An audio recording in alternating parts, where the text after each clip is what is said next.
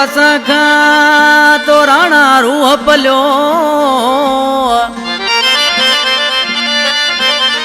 ओ अलाए जो असां खां तो राणा रूह पलियो ओ तो ते कंहिंजो वस हलियो बेवस बाबू दरस चवे अला कलाम ले फरमाश चची का हफीज दर्स शोबान दर्स शकील दर्स असलम दर्स होथी दर्स डाई का फरमाश जाहिद दर्स। प्यारा दोस्तों ये audio video recording Ali Akbar तव्हांजे साम्हूं जंहिंजी सिलेक्शन कई आहे मुंहिंजो भाइरनि जहिड़ो मुंहिंजो जानी भाउ मौला बग सुमरो गफ़ार दर्स मुंहिंजो जानी ॿई कंपनी में साम्हूं वेठा आहिनि। आज टमासी उसा इनायत कुआड़ा पका से छा पहुचे पंहिंजे महबूब जे नाले। हाय मुंहिंजा जानी मूंखे यादि करण खां विया हाय मुंहिंजा जानी मूंखे यादि करण खां विया मूंखे यादि करण खां विया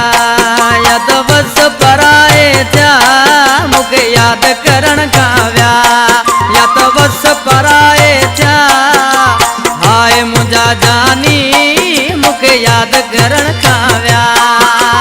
हाय मुंहिंजा जानी मूंखे यादि करण खां विया।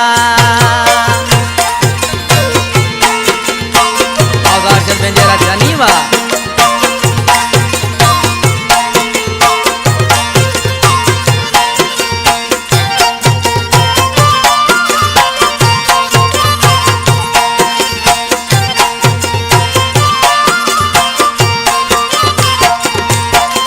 मच्छीअ वांगे तोला पियो तड़पा रोज लुछां मच्छीअ वांगे तोला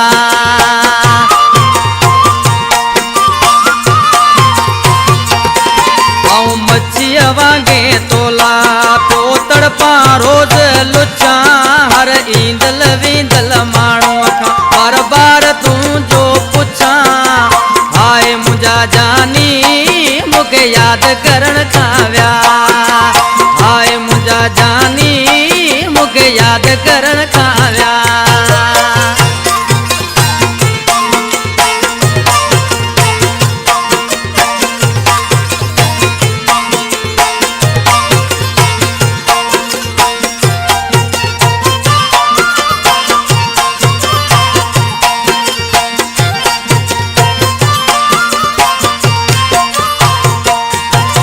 पाण पको वियो आहीं या ॿियो को मिलियो आहे थी पाण पको वियो आहीं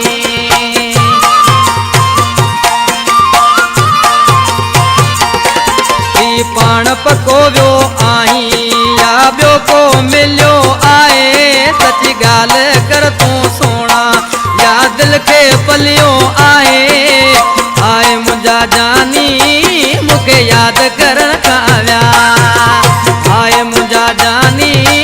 मूंखे यादि करण खां विया।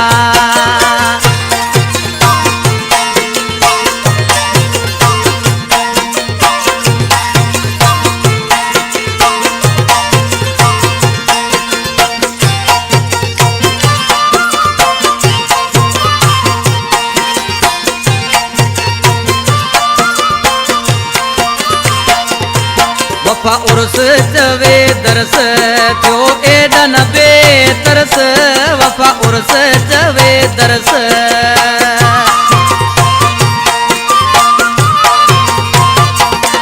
वफ़ा उर्स चवे दरस